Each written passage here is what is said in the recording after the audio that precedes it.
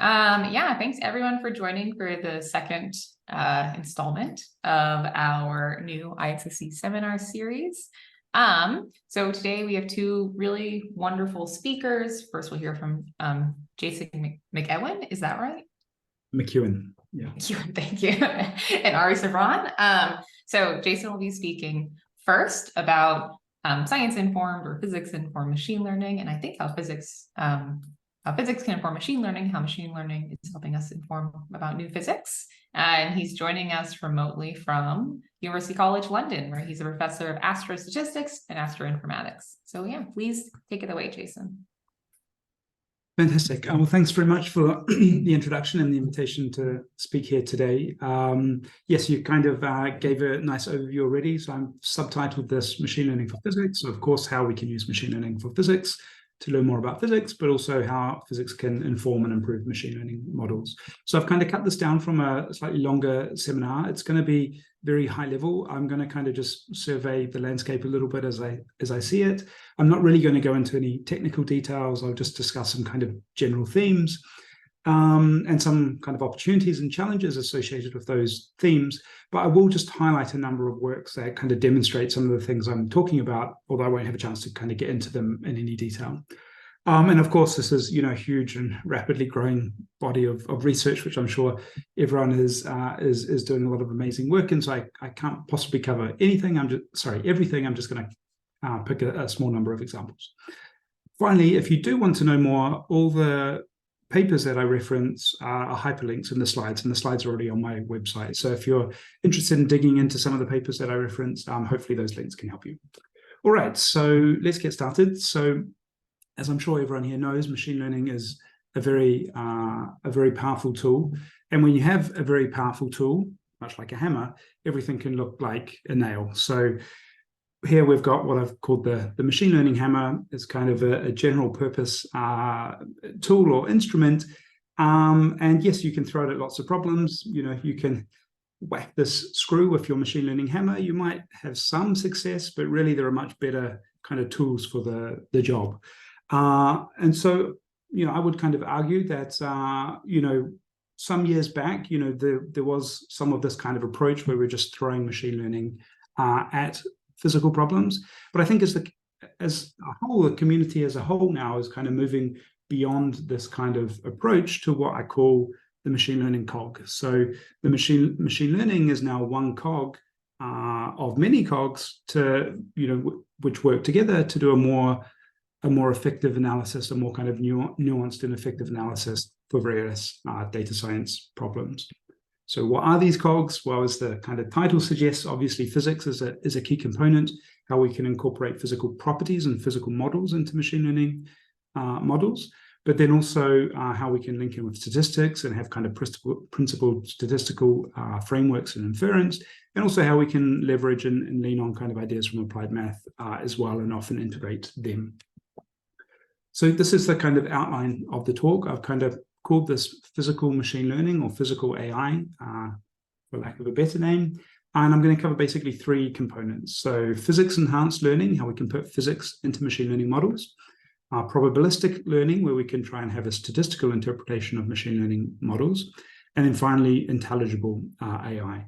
So I'm basically going to go through kind of each of these three sections. So let's start with physics-enhanced learning. So there are, physics-enhanced learning, at the basic level, what is that? Well, we're really just trying to embed some kind of physical understanding of the world into machine learning models. So there's essentially three ways we can go about doing this: through augmentation, through integrating or embedding physical properties, or embedding full physical models. So I'm going to go through and describe each of these three. So probably the simplest way to incorporate physical knowledge in machine learning models is through augmentation. So we actually apply the physical transforms that we know the data must satisfy from the physical world, and we actually apply those transformations to augment our training data. So in this manner, machine learning models learn the physics through training. And in fact, this is common, for standard machine learning. It's very common, obviously, to augment data sets. Here we've got a cat, but it's augmented with a variety of transformations, rotations, flips, shifts, and other transformations. to basically augment, enhance our data set for these types of transformations we know the object must satisfy in the real world. Obviously, these are all still pictures of the same cat, but in different positions, essentially. Well, we can take this one step further, and instead of these being simple transformations for images, these can be more physically motivated or more extensive physical modeling, essentially. So one area where this has been done is for photometric classification of supernova observations, where our training data have very different distribution to our kind of test data. And so we'd like to augment that data, and where I would like to augment synthetic observations at different redshifts. So now our augmentation process is actually redshift augmentation. So we're applying basically time dilation type effects to synthesize objects at different redshifts. So we're kind of putting that physics into the augmentation. This actually helps in these cases improve performance significantly. But one downside of these kind of approaches is that data efficiency suffers. So in some sense, we've used the data to learn the physics rather than learning the problem at hand. So another approach to integrate physics into machine learning models is to encode physical properties of the world. So kind of fundamental base properties like geometry of data, or symmetries, or even conservation laws.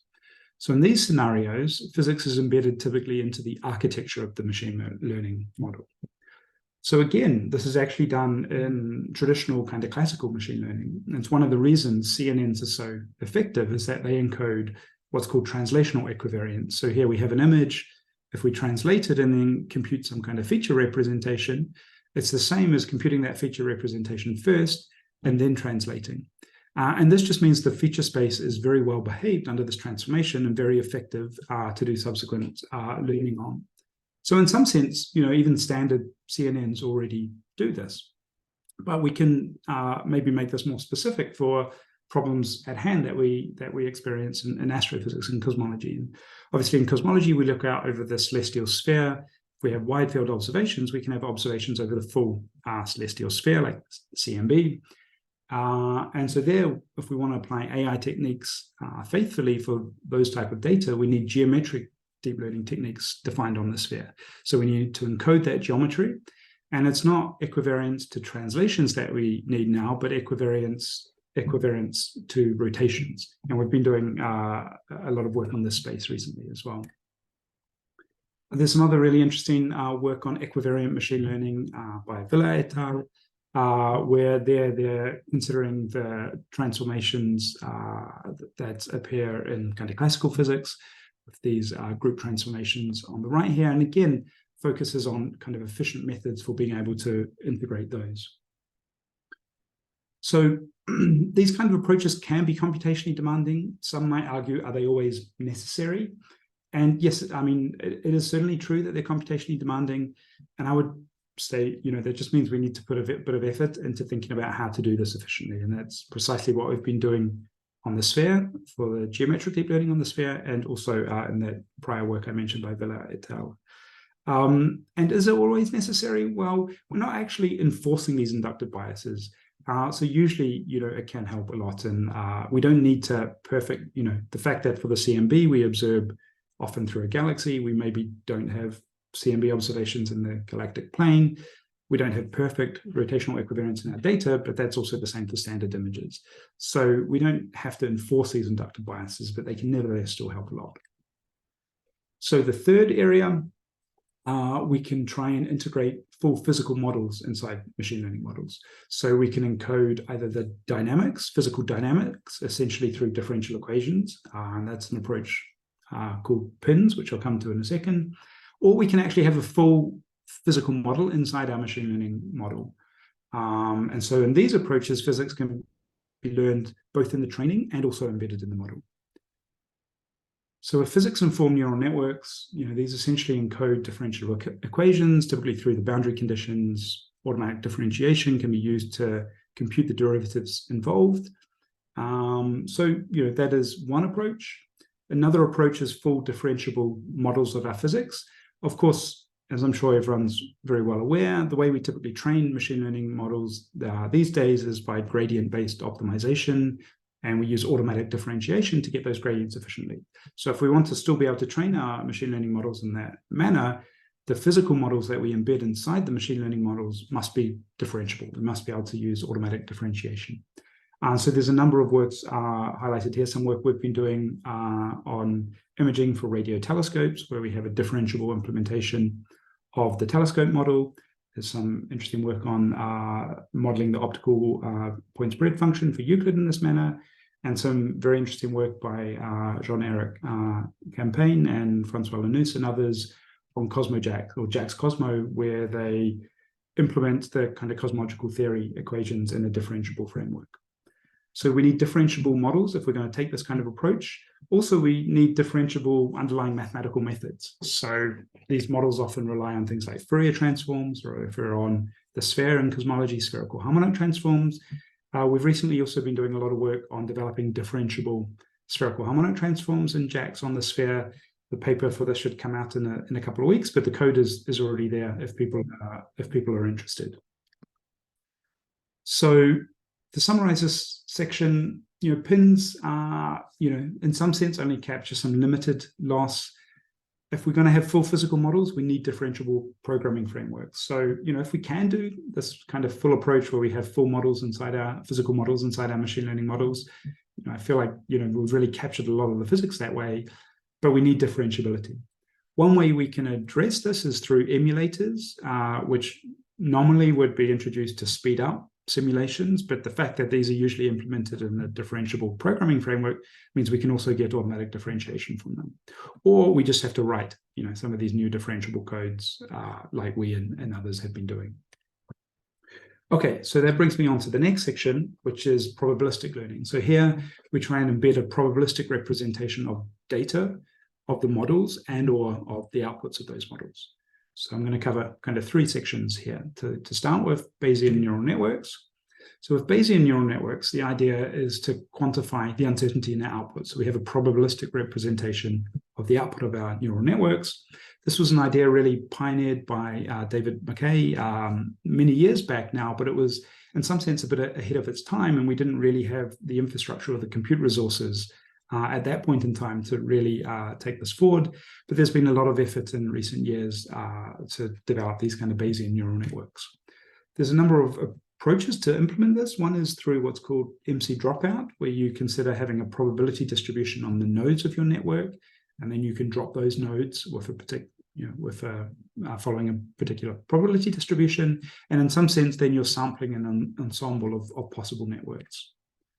An alternative approach is called Bayes by backprop, and there you now model the distribution of the weights, usually by a variational inference framework.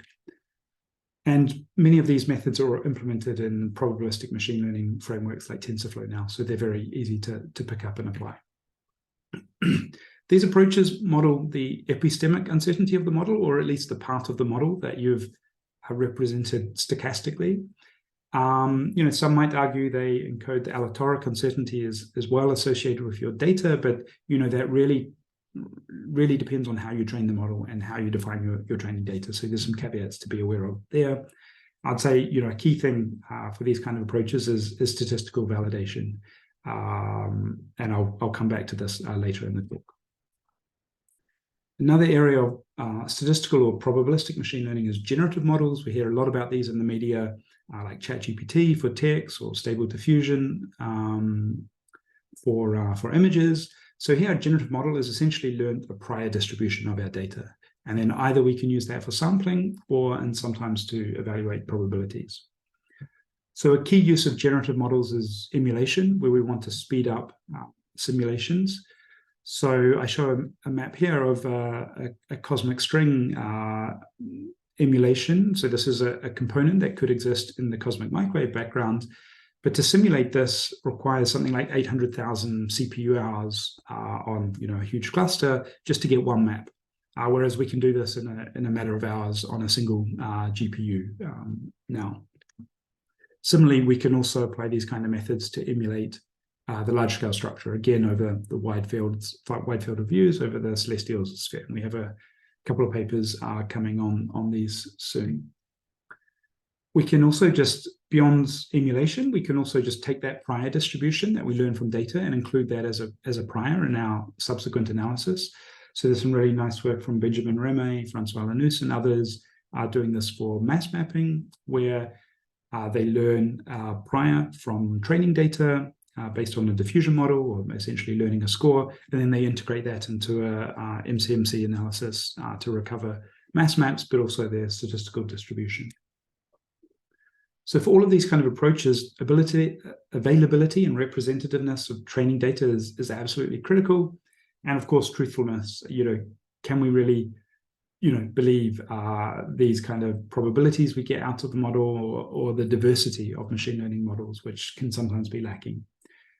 So we are getting more and more public data sets and benchmarks, which I think can help a lot with this. I'd say we're still maybe a little behind the machine learning community, but a lot of progress has been made there. Sometimes we can maybe introduce meta-sampling type approaches, which is what we did in this cosmic string paper by Matt Price and others, where we have some kind of meta-sampling to ensure we recover the right distribution over the data manifold. And of course, we need to validate that. We need to assess the truthfulness, and I'll come back to that.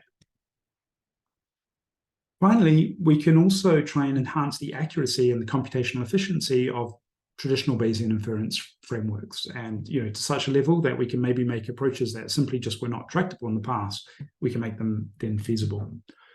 So one approach is to accelerate MCMC sampling to basically consider learned proposal distributions to help us explore parameter spaces. We've been doing some work on Bayesian model selection, where we have a kind of machine learning method integrated within a kind of statistical framework based on the harmonic mean, basically solving the exploding variance problem of the traditional harmonic mean estimator. And the nice thing about this approach is we only need posterior samples, so you can take any sampler. We're agnostic to the sampling techniques, which means we can leverage efficient samplers that, again, exploit differentiability. At the moment, we're working with using the NUT sampler and NumPyro, where we can get significant acceleration and also yet still do evidence. And we can also integrate this into variational inference approaches and scale to high dimensions. Simulation-based inference is obviously another area where there's been a huge amount of growth recently, where there you try to simulate your process rather than necessarily model it. And there, it's often also called likelihood-free inference, where you don't necessarily have an explicit likelihood and you learn that, or you learn the posterior. We've also been considering how to do model selection in this kind of framework, leveraging some of the techniques I talked about previously, like this harmonic approach, which, by the way, harmonic is the name of the code as well, which is publicly available if anyone's interested. And of course, there's variational inference approaches as well, where we can try and assess the uncertainty associated with the outputs of machine learning problems.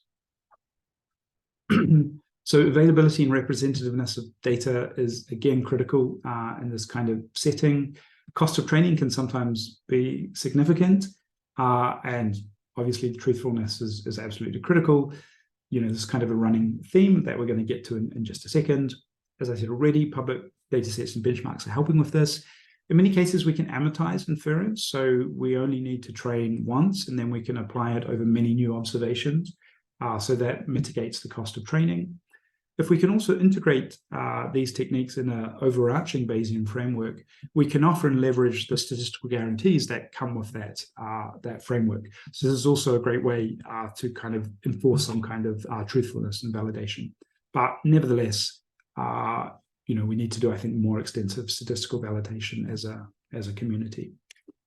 Okay, so that brings me to the final area of these kind of three topics, and that is intelligible AI. So I've split this into explainability and interpretability, which actually, I view as slightly differently as I'll go on to explain. Sometimes these terms are used interchangeably, and also truthfulness. But fundamentally, what we're getting at here with this overarching theme of intelligible AI is machine learning methods that, in some sense, can be understood by humans. So what does that mean? Well, explainable machine learning techniques themselves may not necessarily be interpretable, but the idea is that their outputs can be explained to humans.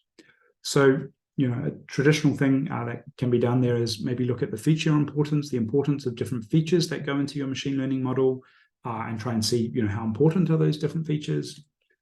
Another approach is saliency mapping. Here we have images of galaxies, and we're trying to automatically determine the morphology of galaxies, but one would like to ask, well, what was it in the image that suggested there was a bar or there was spiral arms in the galaxy? So there's some interesting work by Prab Brambra, Ofer Lahav, and Benjamin Yokimi doing this for galaxy morphology.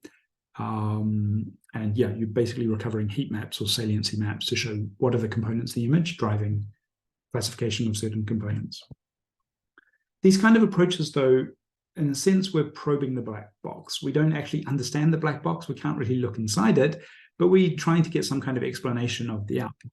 But we're still not really able to understand or comprehend the underlying process, which is, I would say, a limitation. So this is where I make the distinction to interpretable machine learning models, which in this case now are white boxes, and we can understand the method itself, not just try and understand its outputs.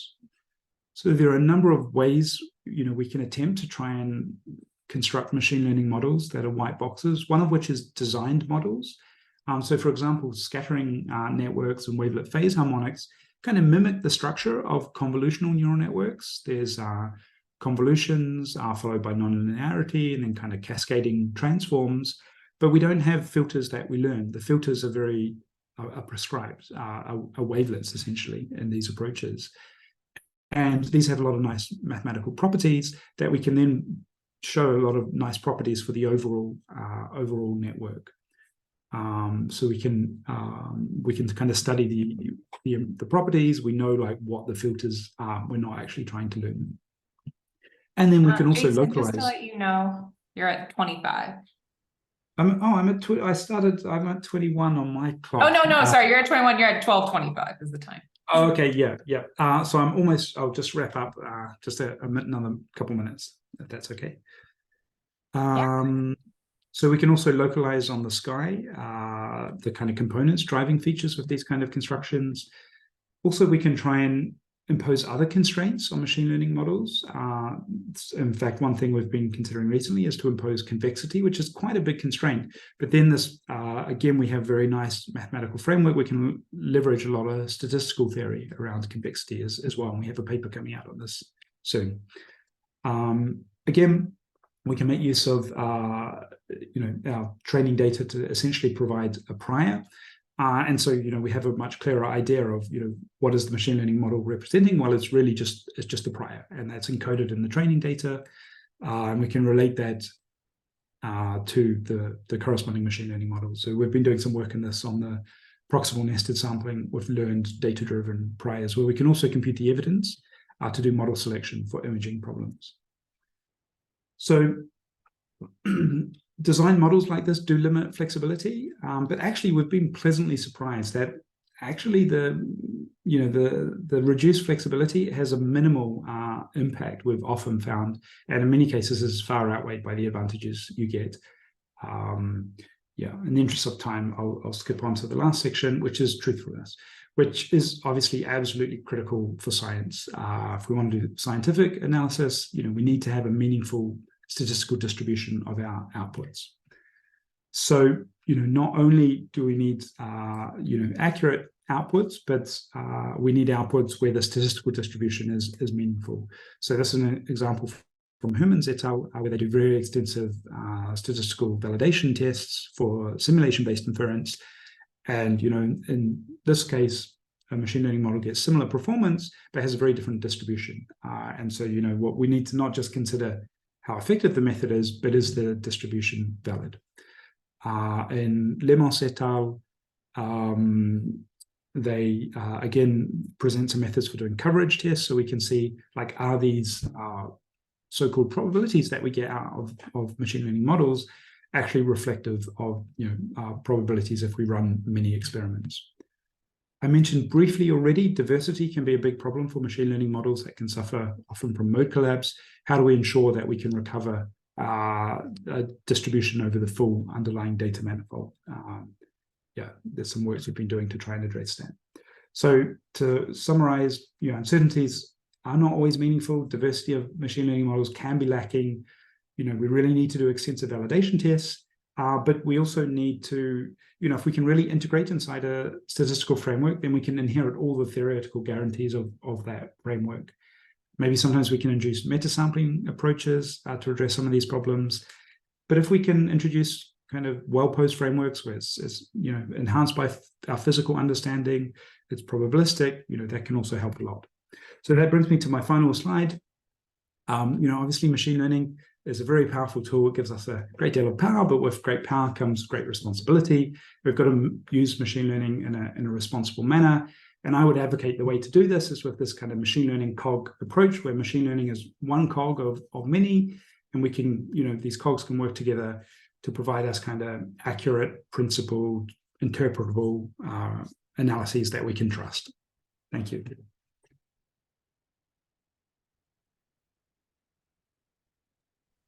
Thanks so much, Jason. So virtual claps for you. So we do have a few minutes. We can take a few minutes for questions. I will wait a few seconds, see if anyone in the audience has a question.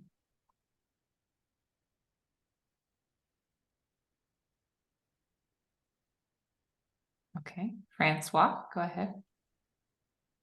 Thanks a lot, Jason, for the very nice talk. I think you mentioned that one of the reasons why CNN works so well is because there are those inductive biases and everything. I wanted to have your take on the recent trends in machine learning where all of those inductive biases are kind of thrown out of the window and we go towards large-scale transformers that learn a lot of things from scratch. What's your take on this? Yeah, it's a trade-off, really. So yeah, on one hand, you've got CNN type models, which maybe a few years back were like the state of the art, and indeed a way that they become so effective is by encoding those inductive biases. Obviously, if you can just learn those inductive biases, like in principle, you should be able to do better. Why constrain your model? And I guess in some sense, that's kind of what you're getting at with transformers here. You don't have those same kind of inductive biases. I guess here I've also been focusing on kind of imaging type problems, and even transformers for imaging type problems with like vision transformers.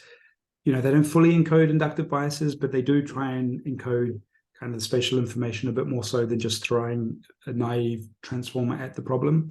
So I guess also there's also been some recent papers like I think ConvNext or maybe a year or so ago saying, actually, if you really optimize CNNs, you can get similar, kind of performance as transformers. I wouldn't want to argue, there's one approach that's going to be the future. I think there's space for both. I guess I would say in physics in particular, though, if you're not going to have inductive biases, then you need a lot of data.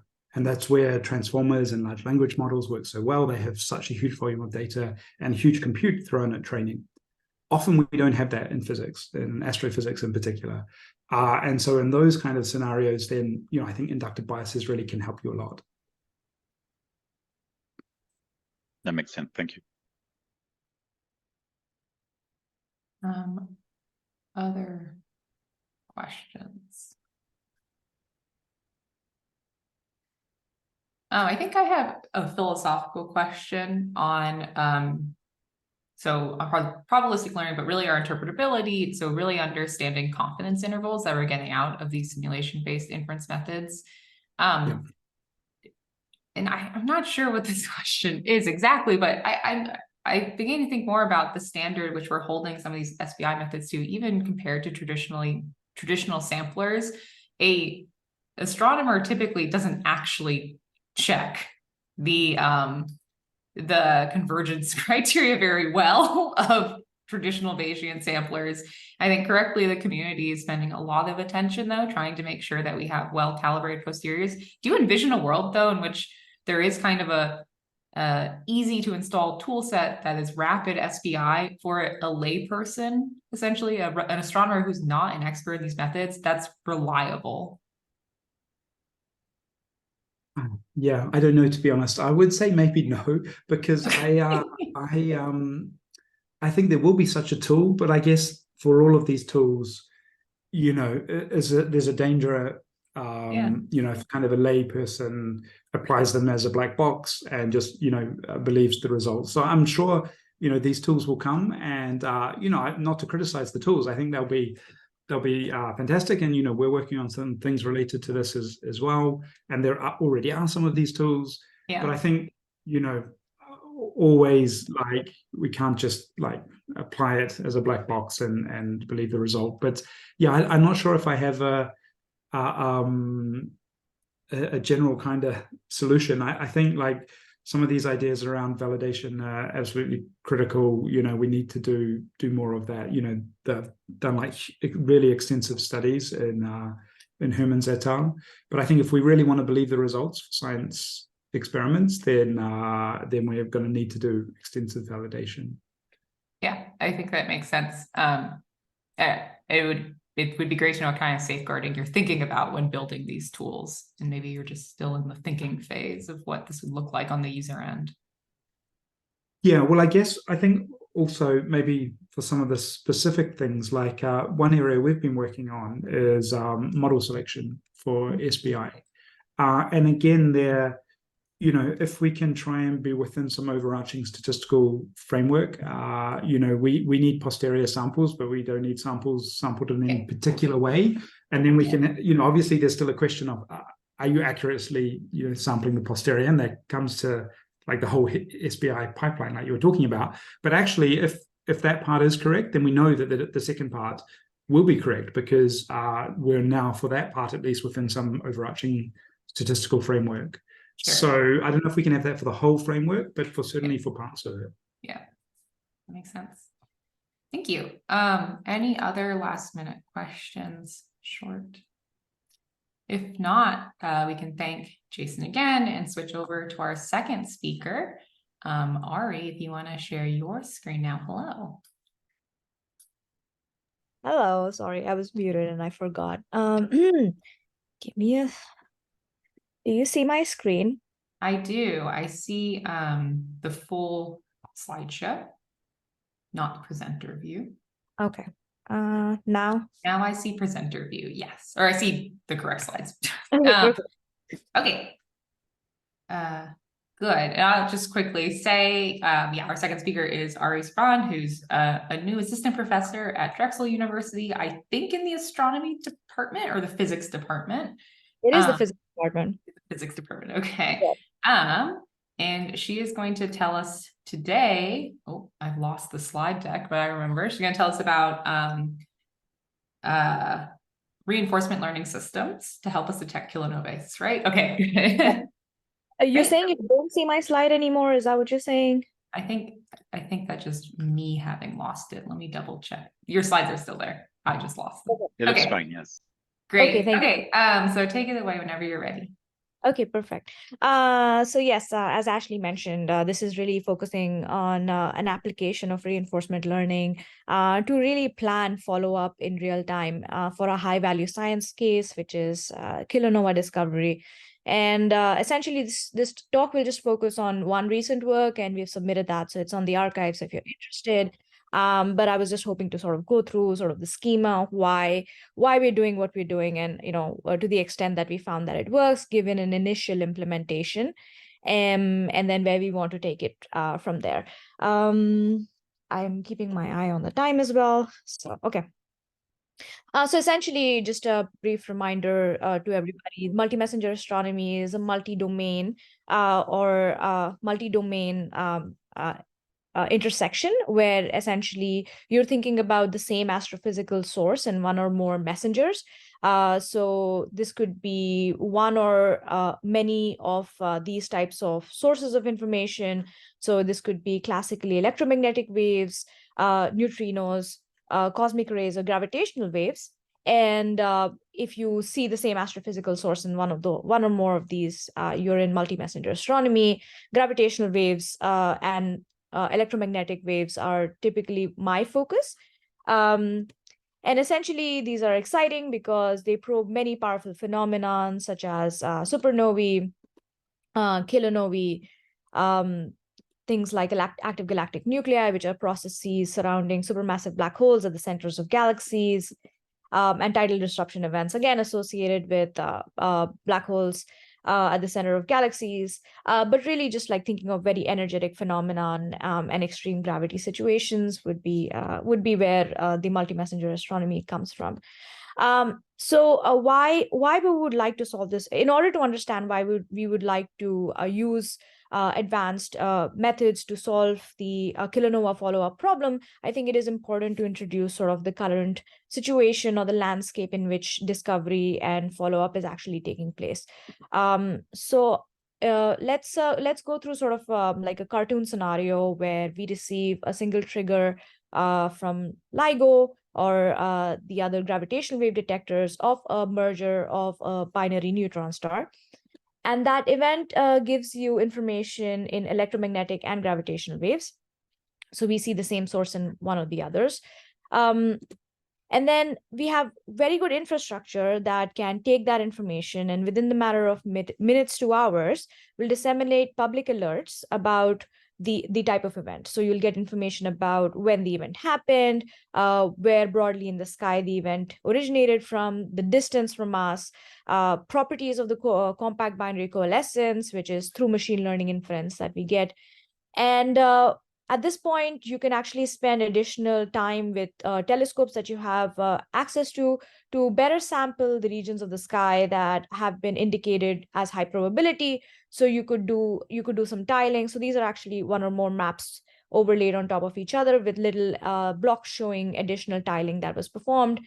And this can be done very effectively as well. And again, within a matter of minutes, you are able to get data of all new transients in the region that are vetted to some extent. So we have excellent machine learning based real bogus classifiers that are really actually the classical case for very successful implementations of machine learning in astronomy.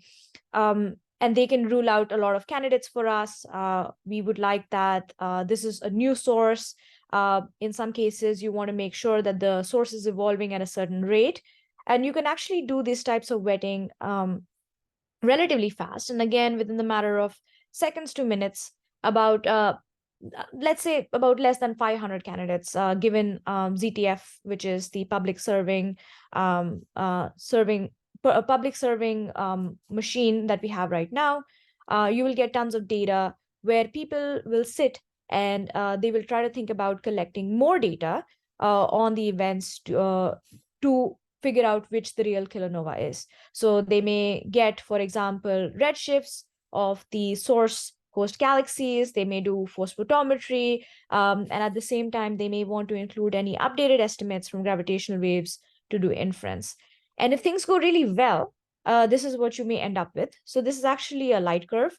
So this is your magnitude, this is time. So the event is sort of fading. This is not a kilonova. However, this is an exciting, fast type of transient. But what you can see here is essentially that the success case entails very few data points. And this is a case where you've done actually very well. So typically, this is a hard problem to solve. It takes a little bit to get there. So I would like to focus a little more on this portion of the discovery infrastructure and see a little more of what's going on over there. So let's imagine that we are in the situation where we have just two candidates of transients that may be potentially kilonova counterparts. So this is one event for which we see no detections and then we see some, no detections and then we see some. We have some image cutouts to show you where the real transient is and the background. And I think the experts would know which one the real kilonova is, but typically it's very hard to identify which the real source is. And so what really happens is that when you are faced with this conundrum, there is people who are dedicated to making manual decisions based on information such as this and more to figure out what additional information would be necessary to make the determination of which the real transient might be. So essentially, that's what the goal is here, that you use any limited follow-up resources to acquire more information so that you can identify the real event.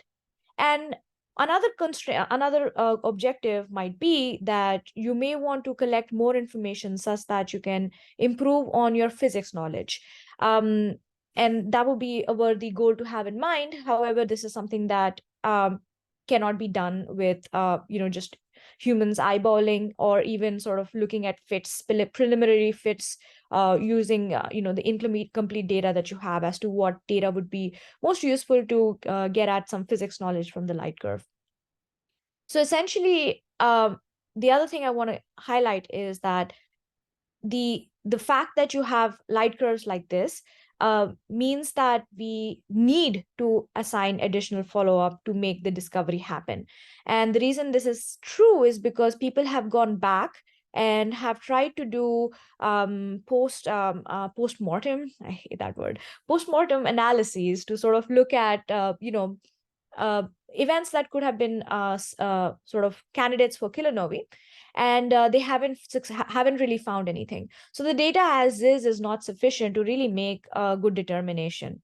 The other thing I want to mention is that people have typically tried to get at this with classifiers.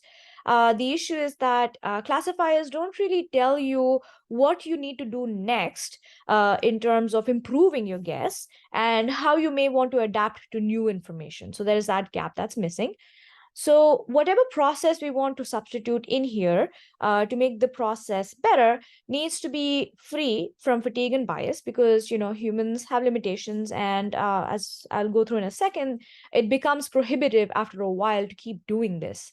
It also needs to be performed at low latency. It needs to be scalable. Because essentially we know that right now the current observing run is operating at twice the sensitivity. We're receiving many more individual alerts of mergers than we did last time. But at the same time, the sky regions over which we need to do our searches has not improved and will not improve much without the building of additional detectors. So we need to do better. But at the same time, we also have this prospect of Rubin, this huge democratizing enterprise that is going to come into the sphere, but will produce additional difficulties in trying to identify the real candidates. So in addition to producing 10 times as many candidates for human vetting, the light curve sampling itself will not be as good. So the challenge will become a little more complicated for people who want to do kilonova discovery with this machine. But at the same time, I should note that follow-up resources will not scale at nearly the same rate. So we want to make sure that we want to do better at actually doing the discovery process better. So essentially, when I was thinking about this problem, I was very curious about thinking about how we could do this in a way that was effective, where we took into account incomplete information and we made planning. And through a lot of looking around for solutions, the best solution I found was reinforcement learning, and I'll talk about what that is and how that works in a second. But really, it's thinking about in terms of sort of like a planning problem, where you have, if you have played Catan, which is a resource allocation problem, it really is thinking about sort of like thinking about the board or the state of the world that you have and a bunch of limited resources that you are assigned to, where you want to make decisions on how to place those resources so you maximize your objective. So essentially, I'm going to talk about this as if, sort of you're playing a game, and which makes it interesting, and hopefully that can sort of help people understand. So let's imagine this is the scenario that you've been given, where essentially you have a bunch of data that has been assigned to you. This is the state of the board, or the state of the game, where essentially you have a sky localization, you have some properties of the compact binary coalescence that you have been given, and some light curve. And like I mentioned, there can be several of these. And you're seeing some upper limits and some detections. And your goal is really to allocate some resources that you have over all these events over the lifetime of the maximum limit of kilonova could be given the distances. So maybe about 7 days. So let's imagine this is our resource card. So our resource card is saying that we have a bunch of time where we have been very ambitious, and we got some time on LCO, and we have been given some overall budget over an entire semester in some filters. We also have built our very nice own telescope where we are guaranteed some access maybe per night to get some data. And then we can get some low resolutions, maybe some low resolution spectra. But these are very limited. We can't go very faint. So you cannot get more than, say, 5 per night. So how would you try to solve this problem? So really, the question here is that the first thing you want to discuss is the first thing you want to understand is what is optimal, really. How do you make sure that your resource is allocated optimally? And how do you make such decisions without complete information? As you can see, you don't see very much information when you start off. So I think there's utility to consider a very naive strategy. So the first thing you can do is really rank all the kilonova by confidence. So say, for example, you have a classifier, a real-time classifier, and you just go ahead and you rank your events. So this one would be your top probability kilonova with a 73% confidence that this is your true event, 0.12, 0.11, and so on and so forth. So if you have this resource card, one thing you may want to do, which is going to be a very simple strategy, would be to really maybe take your full budget and you just really drill deep on the first kilonova, and you just, first candidate, and you just take all the data that you can. Another strategy might be that you may just want to get all types of information for the most confident one, and then go down your list in decreasing order of confidence until you don't have any more to spend. Maybe you want to actually see if you collect some data, and then when you get some estimate on the actual photometry, how much does your classification confidence improve? And you may want to actually allocate to the event for which your classification confidence has improved the most. Maybe you want to do this based on an expected improvement in a constraint. And again, these all require evaluations of what the expected outcome will be. But the point I want to make is that these decisions are hard to make, because in many cases, what can happen is that you can make a decision to acquire follow-up, but this can be misallocated in that you will not know that that this was actually not the correct event until more information has arrived about the event. So maybe it was better to actually rule out some confusing cases first before you went hard on the event that you had most confidence about.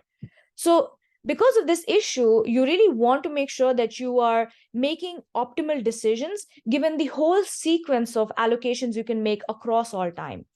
So really, what you want to do is that if you're given a state of the world, and this is a discretized version of the problem we were talking about earlier, if you are given in a state of world X and you can take a whole bunch of action that can then drop you down to a bunch of other situations, that can then stochastically unfold into a bunch of other situations and so on and so forth, you need to, before even seeing the world happen at this point in time, you need to make sure that you make the most optimal decision, even though locally it may be that it appears that you are doing better here. So the evaluation of the whole tree and how that information is propagated sort of backward in time is very important.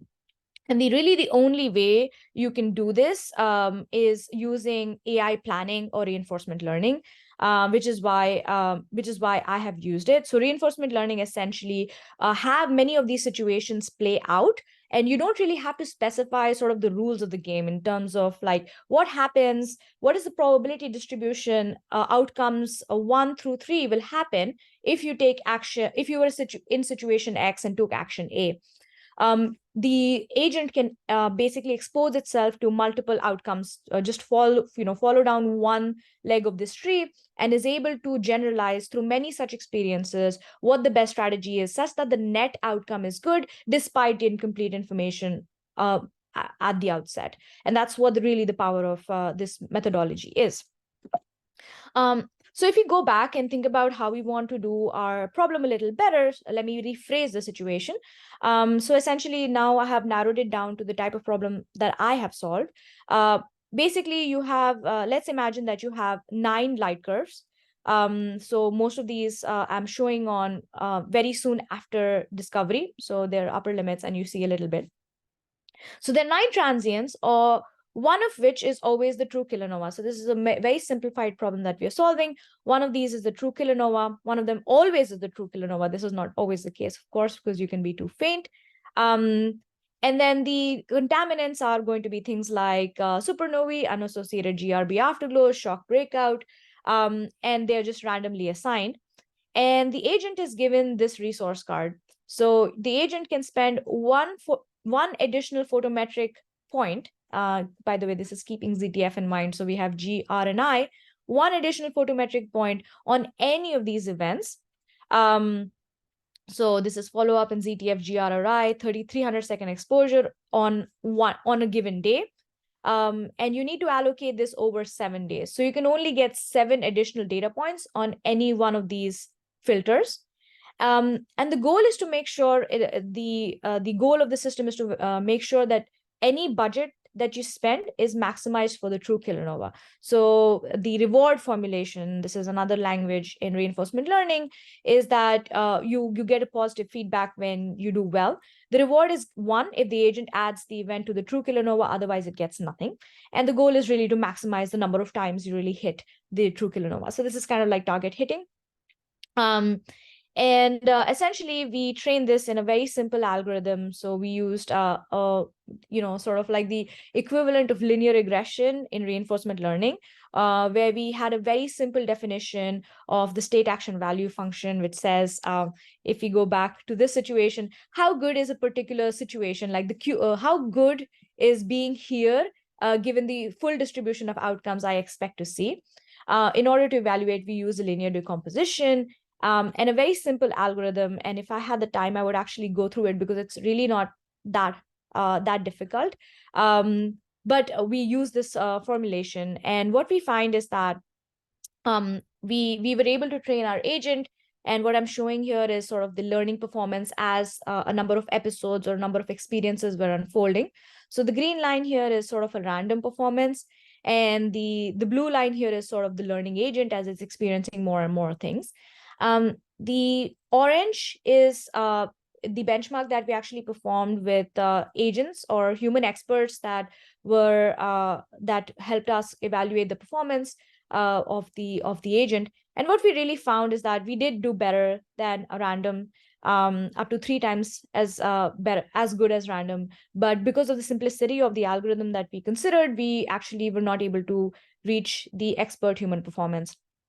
But this is actually not a problem at all, because we didn't really use a very sophisticated model. It's a linear model, so it's not surprising. It won't be surprising that if we used a deep network to represent the Q function, we would actually get a more complex representation that can actually potentially push us here, which is where we really want to be. The reason we use linear value function approximation or the linear representation is because we had a convergence guarantee. So linear VFA for the experts, the linear VFA in SARSA is guaranteed to converge to the optimal behavior policy.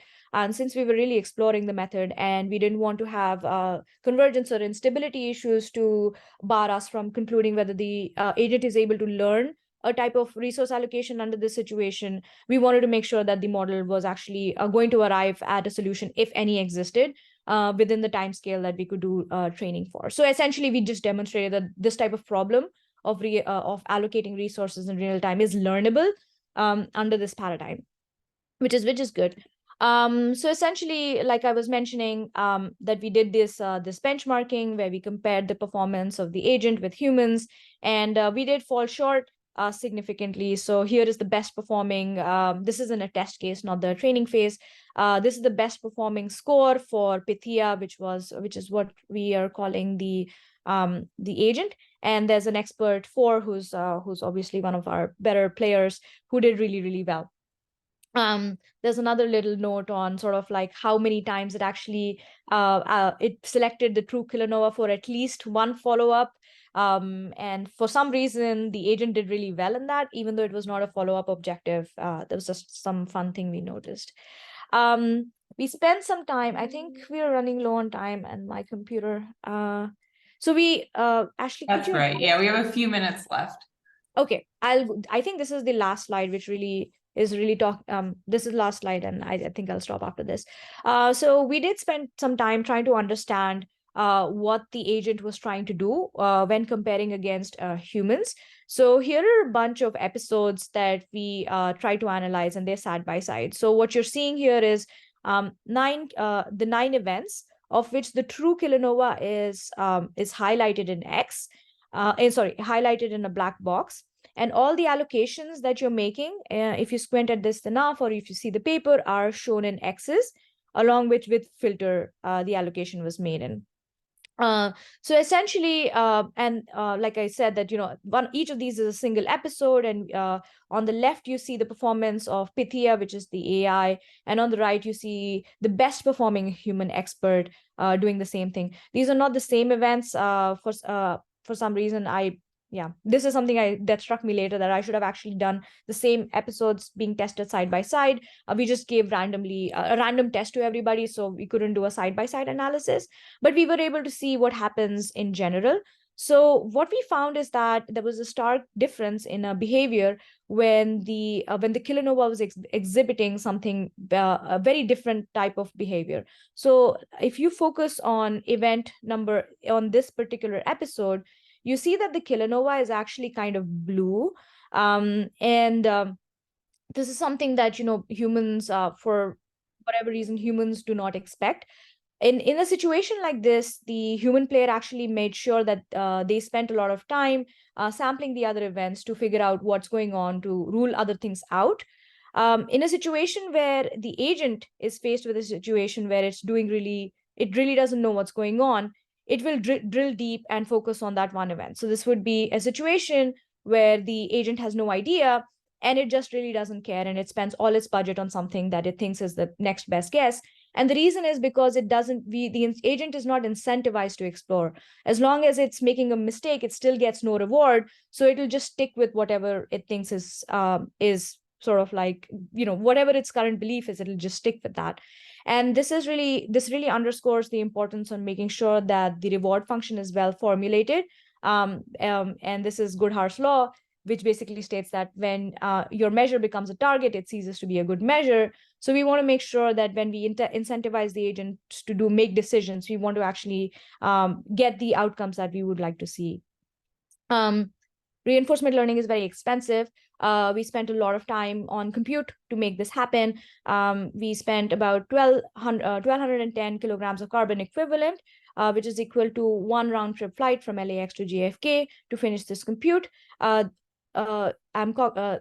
to say that there's awareness that this is the case, and we are interested in looking at using hardware to make computation more efficient, such as using FPGAs, which is what I'm exploring currently with my group.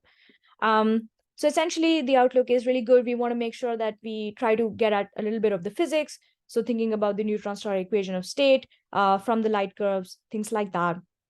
And essentially making sure that we are using the right complexity of models with a realistic situation over which the agent has to make decisions. So eventually, when Rubin comes around, we have systems in place that can make decisions effectively.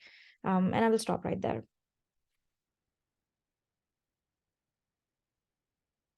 Oh, and Jogesh, so the transcript is essentially to make sure that people who have difficulty understanding my accent or have other limitations can still follow. So I apologize for that. Problem. Thanks so much for that great talk. So we're over time. No worries, people have to go. Are there any questions for Ari? And I'll wait a second to see.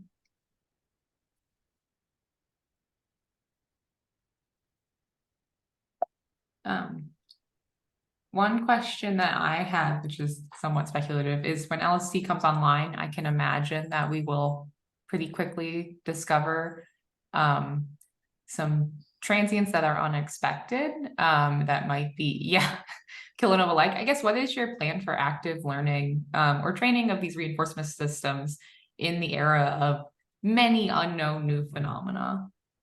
Oh my gosh. So I usually try to steer clear from sort of a discovery formulation, because I feel it's really hard to actually get that right. So So honestly, in sort of the plans I have, it really is to make sure that any implementation we do is well defined. So we have good models for these and we can train things reasonably. So I have a target that is well specified. For discovery and inference, I really, first of all, I haven't thought about it. And so again, like I said, it's something that is if I worry that it cannot be done effectively, I usually steer clear from it. Sure. But yeah, I'd be happy to think about it. I haven't really heard reinforcement learning be applied for discovery. Yeah. There is one-shot active learning. So people do Bayesian optimization sometimes, where they're just basically thinking of sort of optimizing just on that.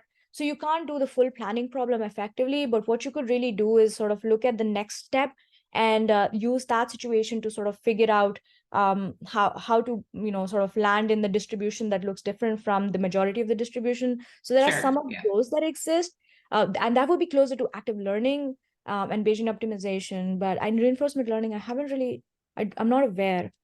Sure. Yeah. No, that makes sense. You can't forward model it, so it makes sense. Yeah. That's very challenging.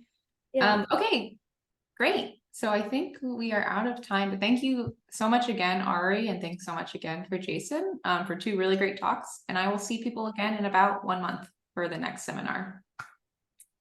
Okay, Thanks. everyone. Bye.